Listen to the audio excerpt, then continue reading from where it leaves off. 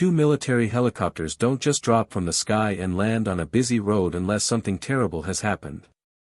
But they weren't looking for a criminal. They weren't searching for a missing soldier. They were looking for a nurse who had just been fired from her job. A nurse who was walking home in the rain, carrying a cardboard box with her few personal belongings. A nurse named Sarah Mitchell. Before you watch full story, comment below from which country are you watching. Don't forget to subscribe for more amazing stories. The emergency room at Mercy General Hospital was having a quiet night. It was 11 p.m. on a Tuesday, and Nurse Sarah Mitchell was finishing her shift. She had worked at Mercy General for 8 years. She knew every corner of the building, every doctor's coffee order, and every squeaky wheel on every medical cart. Sarah was 32 years old. She lived alone in a small apartment with her cat, Murphy. She didn't have family nearby. Her parents had died in a car accident when she was 25. Her younger brother, David, had been a Marine. He came back from Afghanistan different. Quiet. Angry. He died 2 years ago from an overdose. The VA hospital had turned him away 3 times in his final month. They said he was fine. He wasn't fine. That's why Sarah became the kind of nurse who never turned anyone away. She didn't care if they had insurance. She didn't care if they smelled bad or had track marks on their arms. Everyone deserved care. Everyone deserved dignity. Tonight, a man was brought into the ER around 10 p.m. The paramedics found him unconscious in an alley behind a grocery store. He had no wallet. No phone. No ID. Just dirty clothes and worn-out boots. The paramedics called him John Doe. Sarah took one look at him and knew something was wrong. He wasn't a typical homeless person. His muscle tone was too good. His hands had calluses in specific places, like he held weapons regularly. And his boots, though dirty, were expensive tactical boots. Military grade. He had a high fever. 103 degrees.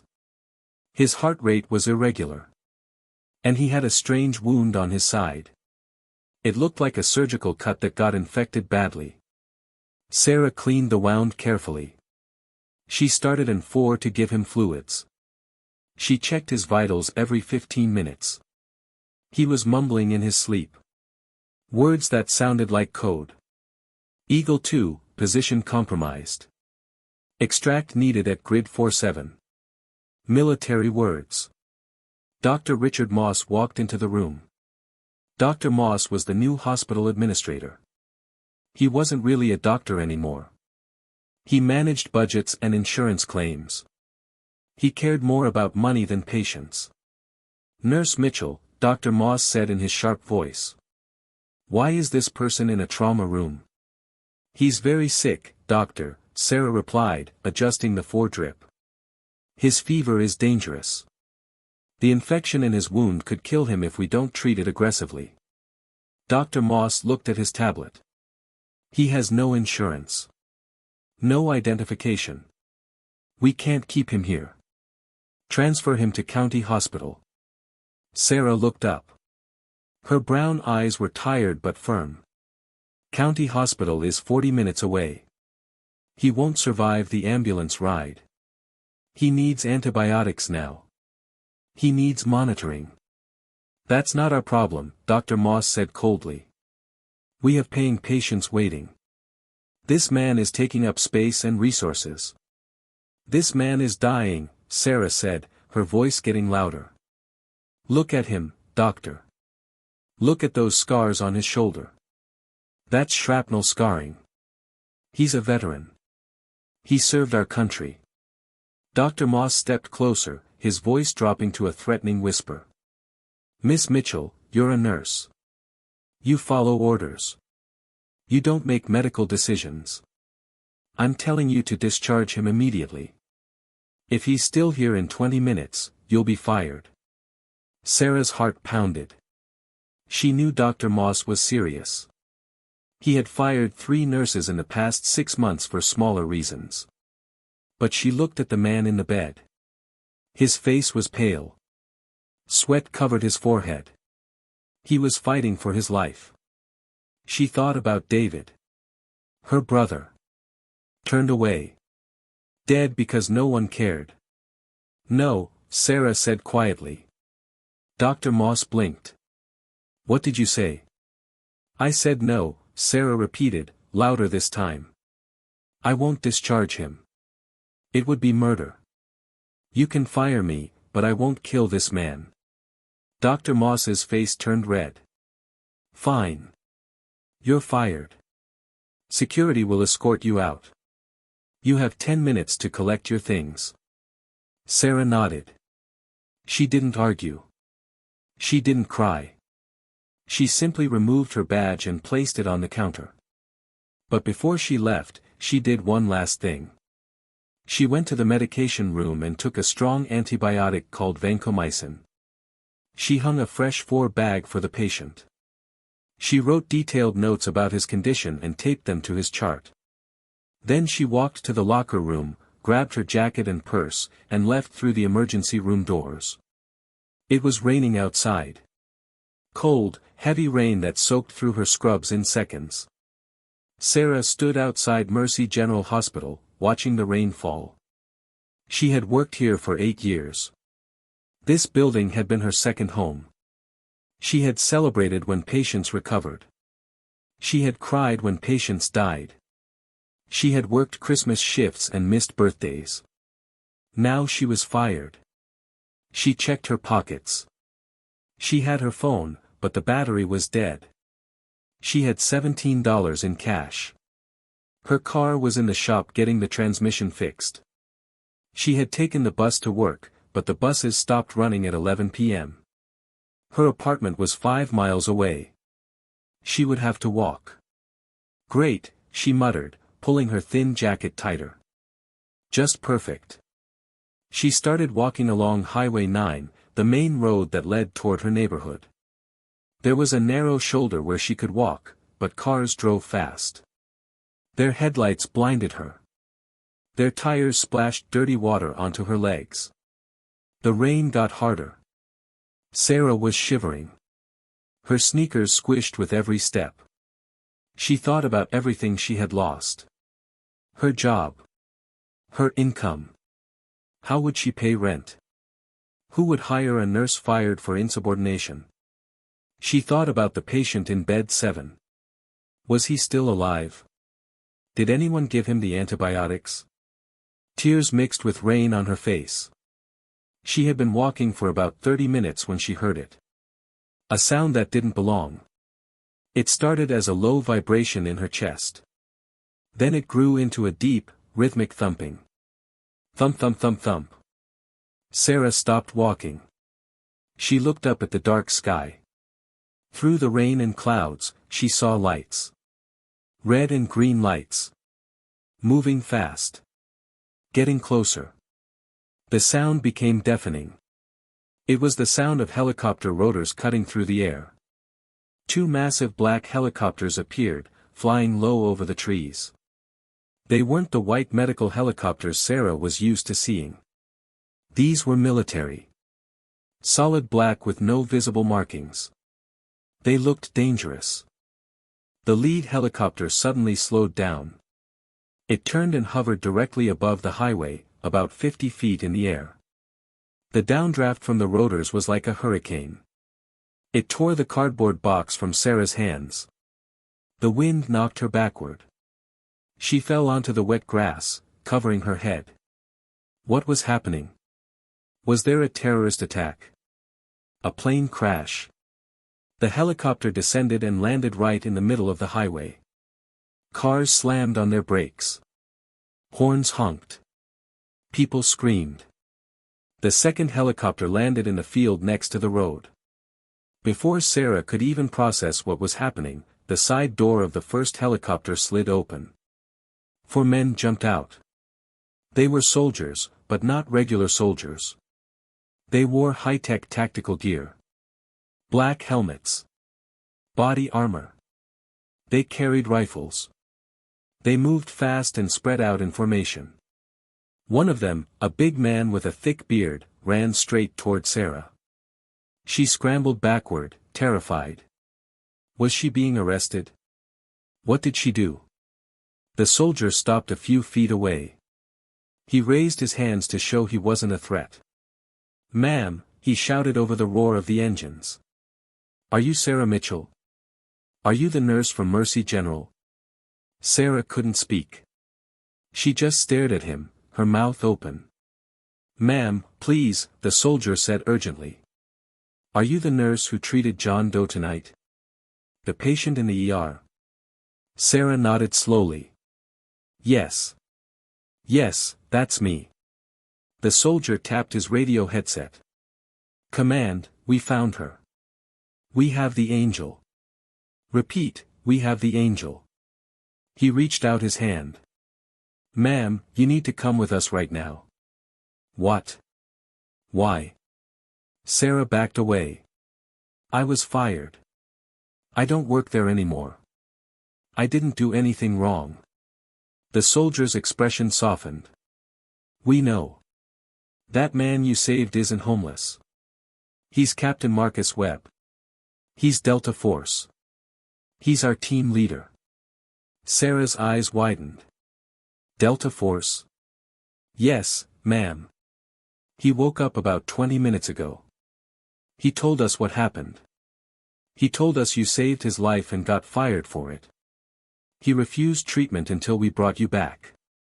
But I gave him antibiotics without authorization. I could lose my license." "Ma'am," the soldier said firmly but kindly. "Captain Webb's father is a 2-star general. He's already at the hospital. And he's not happy about what happened to you. Please, come with us. The captain is asking for you." Sarah looked at the open helicopter door. She looked at the traffic jam. She looked at her ruined shoes and soaking wet clothes. She took the soldier's hand. He helped her into the helicopter. Someone wrapped a warm blanket around her shoulders. The door closed, and the helicopter lifted off. Sarah watched through the window as the ground fell away. She wasn't walking anymore. She was flying. The helicopter landed on the roof of Mercy General Hospital. Sarah had never been on the roof before. The soldiers helped her out and led her to a stairwell. As they descended the stairs, Sarah heard shouting. Loud, angry shouting. They reached the emergency room floor. The hallway was crowded with people. Nurses. Doctors. Security guards. And in the middle of it all stood a man in a military dress uniform. He was about 60 years old with silver hair and cold blue eyes. His uniform had stars on the shoulders. General Webb. Next to him, Dr. Moss was talking frantically, his face red and sweaty. "General, with all respect, this is a hospital, not a military base. You cannot just land helicopters on my roof." "Your roof?" General Webb said quietly. His voice was calm, but it had a dangerous edge. "Doctor, my son is in this building fighting for his life because you tried to throw him out like garbage." "I didn't know who he was." Dr. Moss protested. "He had no ID." "So you only care for people who can prove their identity?" the general asked. "Is that how medicine works now?" Dr. Moss saw Sarah walking toward them. His face twisted with rage. "You! Security, arrest her. She stole medication." 2 security guards moved toward Sarah, but the soldiers with her blocked them. General Webb turned and saw Sarah. His expression changed completely. He walked over to her and extended his hand. "Miss Mitchell," he said respectfully. "I'm Thomas Webb. Thank you for saving my son's life." Sarah shook his hand, still in shock. "I just did my job, sir." "No," the general said. "You did more than your job. You risked everything. My son told me what happened. How you hid him. How you stayed with him through the fever. How you fought for him when this man wanted him dead." He turned to Dr. Moss. Where is he now? Dr. Moss swallowed hard. ICU. Room 312. The general nodded to Sarah. Would you come with me? Marcus is asking for you. They walked to the ICU. The room was filled with medical equipment. Monitors beeped steadily. And in the bed, propped up slightly, was the man Sarah had treated. He looked different now. Clean. Alert. His gray eyes were sharp and focused. But he looked weak. Very weak. When he saw Sarah, he smiled. There she is. The nurse who wouldn't let me die. Sarah walked to his bedside. How are you feeling, Captain Webb? Like I got hit by a truck, he admitted. But alive. Because of you. He reached out and took her hand. They told me you got fired. Sarah nodded. It's okay. I made my choice. No, Marcus said firmly. It's not okay. He looked at his father. Did you handle it? I'm handling it right now, the general replied. He turned to Dr. Moss, who had followed them to the room. Doctor, I've been on the phone with the hospital board for the last 20 minutes. They're very interested to know that you discharged a critically ill patient to save money. That you fired a nurse for providing life-saving care. And that you violated about 15 federal regulations regarding veteran care. Dr. Moss went pale. General, I didn't know. You didn't care, General Webb corrected. There's a difference. The board has voted. You're terminated effective immediately. Security will escort you from the building. 2 actual police officers appeared in the doorway. Dr. Moss looked around desperately, but there was no escape. They led him away, and for the first time that night, Sarah felt like she could breathe. Miss Mitchell, the general said. The hospital board has asked me to extend an official apology. Your job is reinstated. With a promotion.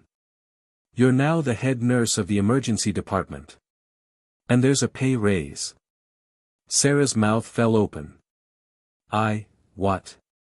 Marcus squeezed her hand. You deserve it. You're a hero. I'm not a hero, Sarah whispered. I'm just a nurse who did the right thing.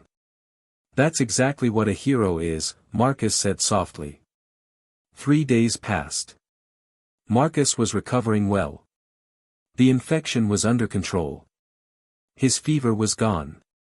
He was weak but stable. Sarah visited him every day. They talked for hours. He told her about his missions, the parts he was allowed to share. She told him about her brother, about David, and how the system failed him. They understood each other. On the 3rd night, Sarah was checking Marcus's vitals around 2 a.m. The ICU was quiet. Most patients were sleeping.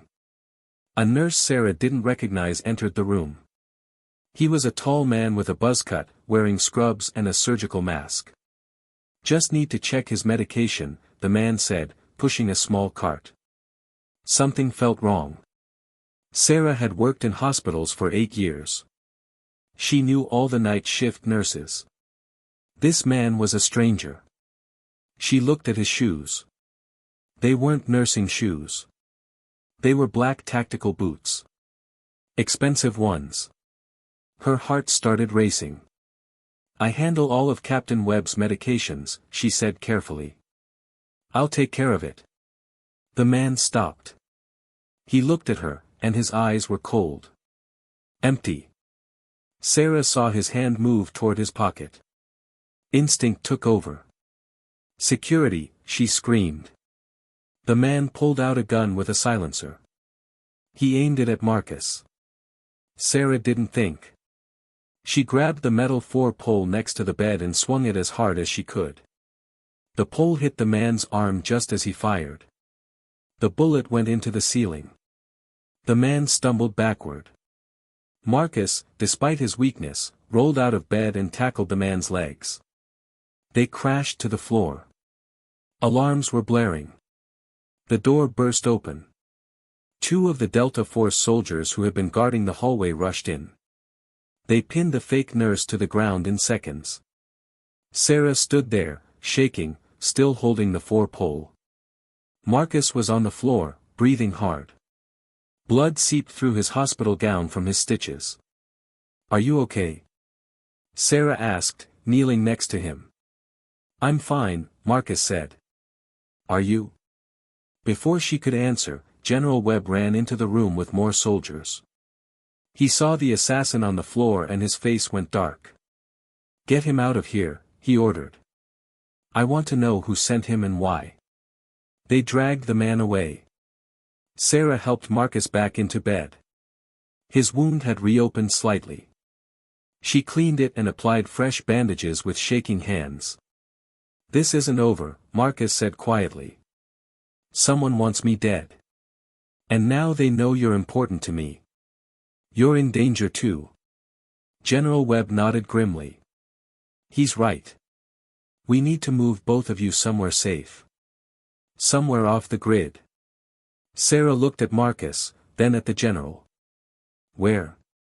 "I have a secure location," the general said. "A safe house in the mountains. No one knows about it except my team. You'll both go there until we figure out who's behind this." "I can't just leave," Sarah protested. "I have a job. I have responsibilities." "Sarah," Marcus said, his voice serious. "These people won't stop. They'll come after you to get to me. Please. Trust us." Sarah looked into his gray eyes. She saw genuine concern. Fear, even. She nodded. "Okay. I'll go." The safe house was a cabin deep in the mountains, 3 hours from the city. It sat on top of a ridge, surrounded by thick forest. There was no cell phone service. No internet. Just a satellite phone for emergencies. 6 Delta Force soldiers came with them. They set up a perimeter around the cabin with cameras and motion sensors. 2 snipers positioned themselves on the roof. Inside, Sarah helped Marcus settle into a bedroom. He was still weak, and the fight with the assassin had set back his recovery. "You should rest," Sarah said, checking his bandage. "I've rested for 3 days," Marcus replied. "I'm fine." "You're stubborn," Sarah said, shaking her head. "So are you," Marcus smiled. "That's why we get along." Over the next 2 days, they fell into a routine. Sarah changed Marcus's bandages twice a day. They ate meals together. They talked. Really talked. About their lives. Their losses. Their fears. Marcus told her about the mission that got him injured. His team had raided a weapons facility in Eastern Europe. There was an explosion. He got hit with shrapnel and developed a severe infection from chemical exposure.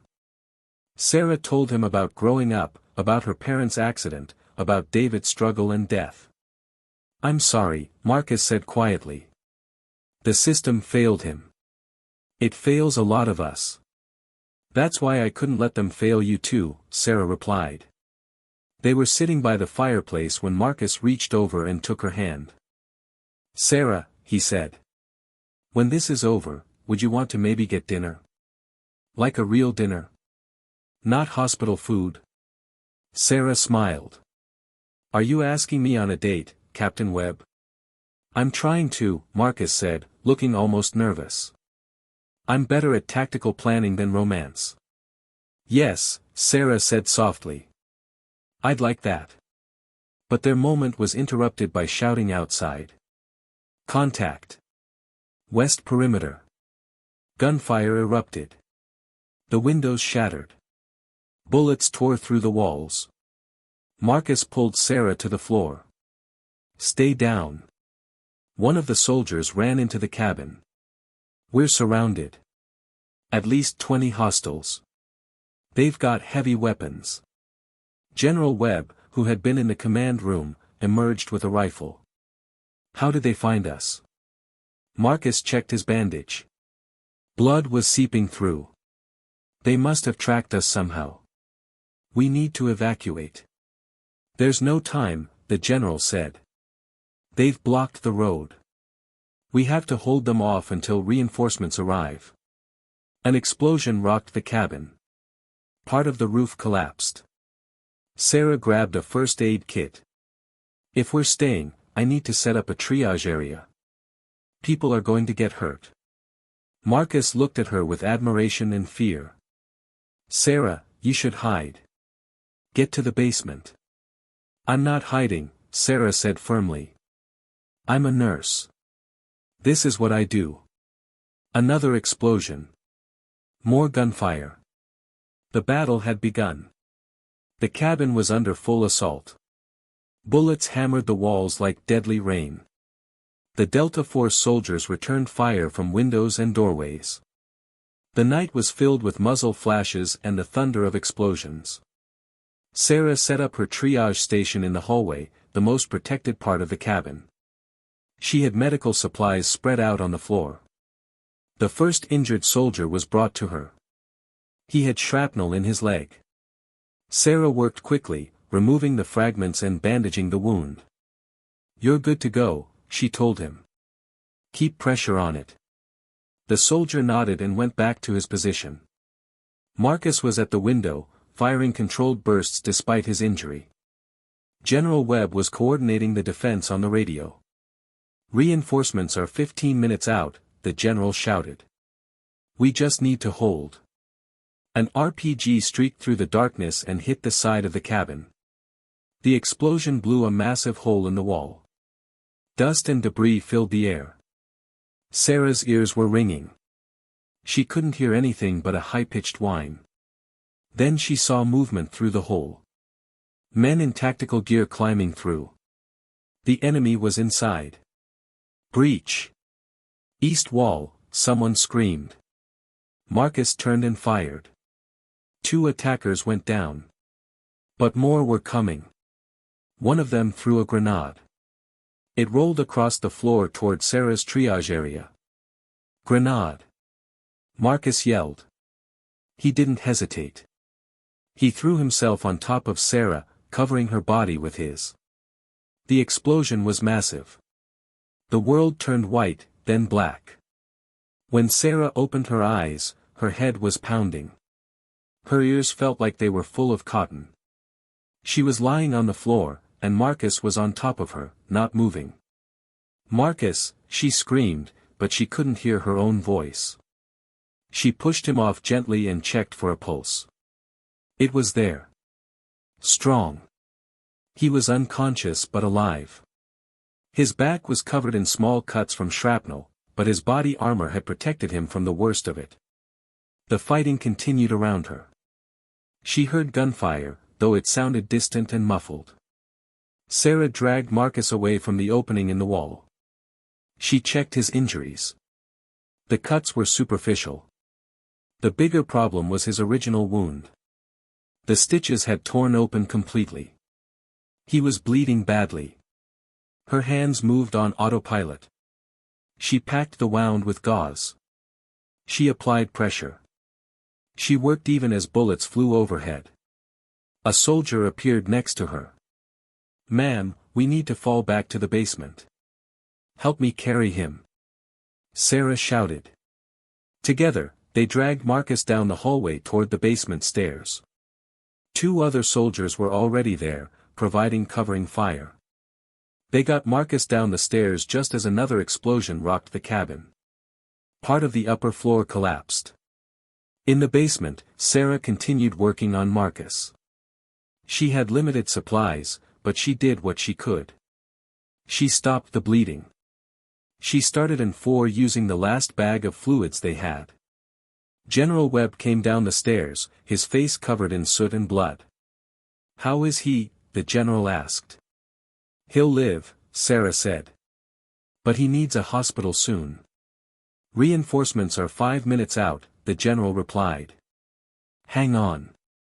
True to his word, 5 minutes later they heard the sound of helicopters. Many helicopters. And then the sounds of the battle changed. New gunfire. Louder. More organized. The cavalry had arrived. 20 minutes later, it was over. The attacking force was either dead or captured. The reinforcements, a full platoon of army rangers, had overwhelmed them. Sarah sat in the ruins of the cabin, covered in dust and blood, most of it not her own. Marcus was on a stretcher, awake now, being loaded into a medical helicopter. He reached for her hand. "You saved me again," he said weakly. "You jumped on a grenade for me," Sarah replied, tears streaming down her face. "I think we're even." "Not even close," Marcus said. "I'm going to spend the rest of my life trying to even the score." They airlifted both of them to a military hospital. Sarah refused treatment until Marcus was in surgery. She sat in the waiting room, still covered in dust, until a doctor came out and told her the surgery was successful. Only then did she let herself collapse. Sarah woke up in a hospital bed. Clean sheets. Beeping monitors. For a moment, she panicked, thinking she was back at Mercy General. But this was different. This was Walter Reed Medical Center. The military hospital. General Webb was sitting in a chair next to her bed. "How long was I out?" Sarah asked. 18 hours, the general said. "You had a concussion, 3 cracked ribs, and severe exhaustion. The doctors said you kept working even when you should have passed out. Is Marcus okay?" "He's in recovery. The surgery went well. He's asking for you." The general paused. "Miss Mitchell, we caught one of the attackers alive. He's been talking." "Who sent them?" Sarah asked. The general's expression darkened. "A criminal organization. They had a deal with Dr. Moss." Sarah sat up too quickly and winced. "What?" Dr. Moss was being paid to look the other way when certain patients came into Mercy General. Patients who needed to disappear. When Marcus showed up, they thought he was one of theirs. But then you saved him. You became a problem. So they paid Dr. Moss to get rid of you and Marcus. Sarah felt sick. So all of this, the assassin at the hospital, the attack on the cabin, it was all because I wouldn't let a patient die. "Yes," the general said. "But it's over now. The FBI has arrested Dr. Moss and 17 members of the organization. You're safe. Marcus is safe." Sarah let that sink in. "Can I see him?" "Of course." They wheeled her to Marcus's room. He was awake, looking pale but alive. When he saw her, his whole face lit up. "There's my guardian angel," he said. Sarah rolled her eyes, but she was smiling. "Stop calling me that." "Never," Marcus replied. He reached for her hand. "Sarah, I meant what I said. When I get out of here, I want to take you to dinner. And then maybe breakfast. And lunch. I want to take you everywhere." Sarah squeezed his hand. "One step at a time, soldier. Let's get you healed first." "Deal," Marcus said. "But I'm not letting you out of my sight. You're too good at getting into trouble." "Me?" Sarah laughed. "You're the one who got shot, infected, poisoned, and blown up."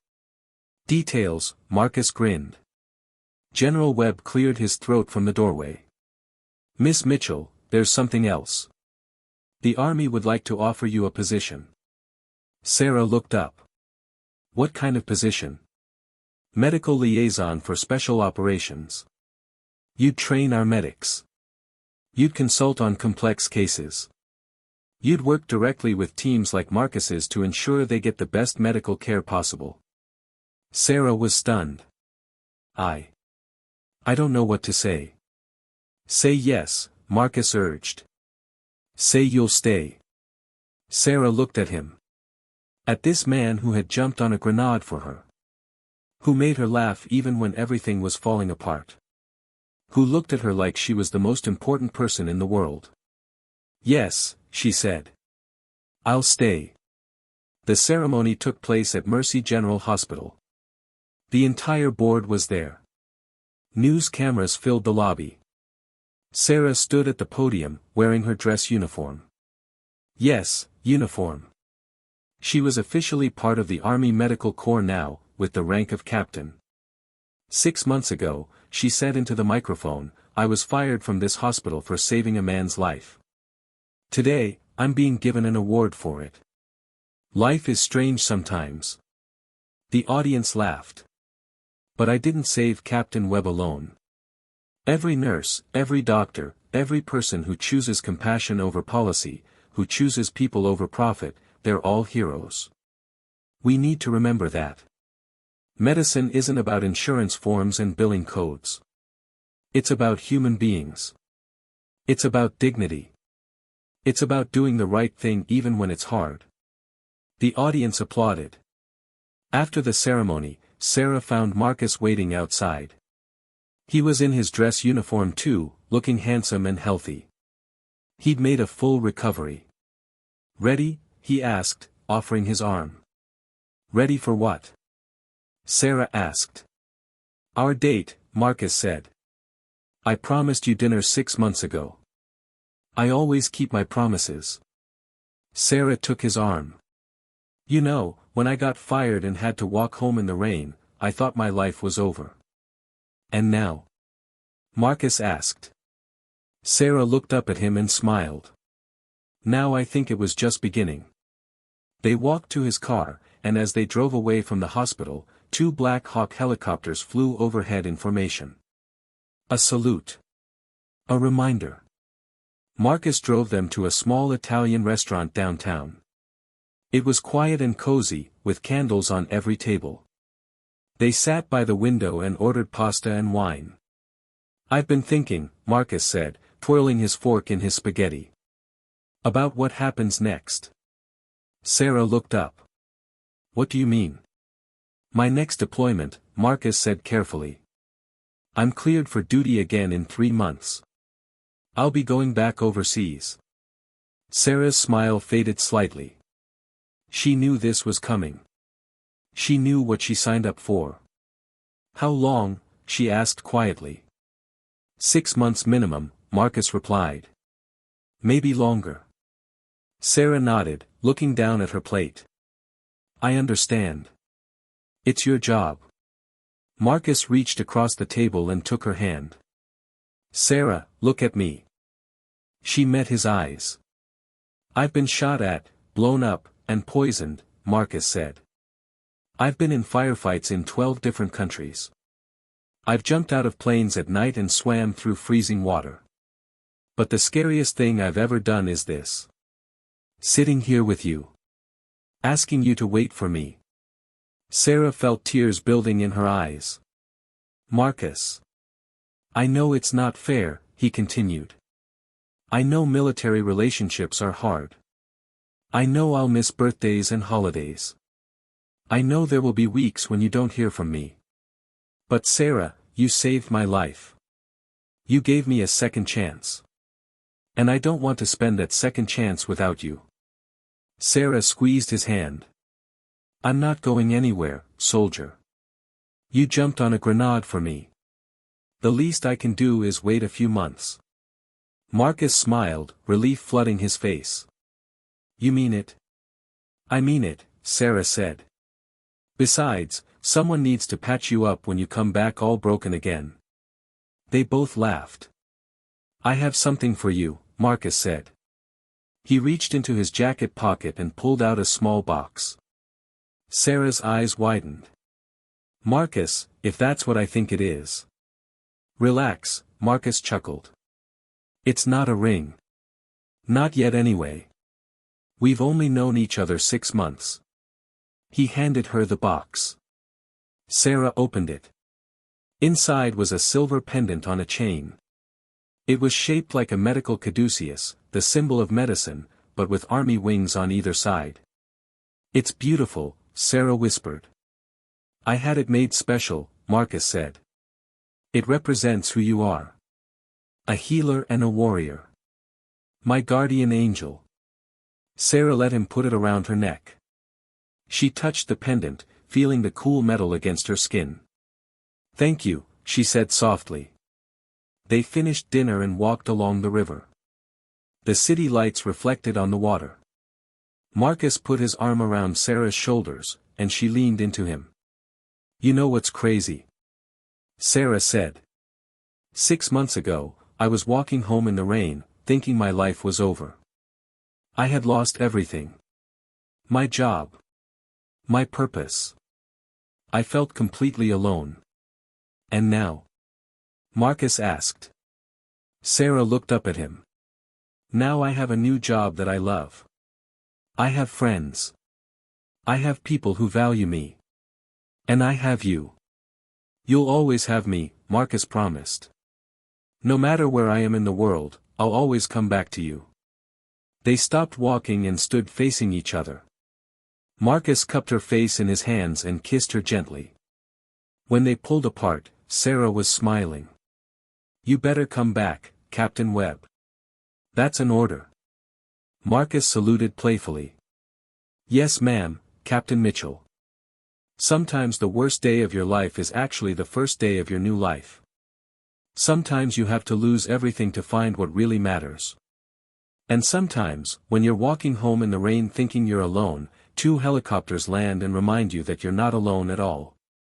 That someone is looking for you. That someone values you. That you matter." Sarah Mitchell had learned all of that. And she would never forget it. What a journey. Sarah went from fired and walking in the rain to becoming an army captain and finding love. This story shows that doing the right thing, even when it costs you everything, is always worth it. Sometimes the universe has a way of rewarding those who stand up for what's right. What would you have done in Sarah's position? Would you have risked your job to save a stranger? Let me know in the comments below. If you enjoyed this story, please like and subscribe for more amazing tales of courage, justice, and redemption. Thanks for reading, and I'll see you in the next story.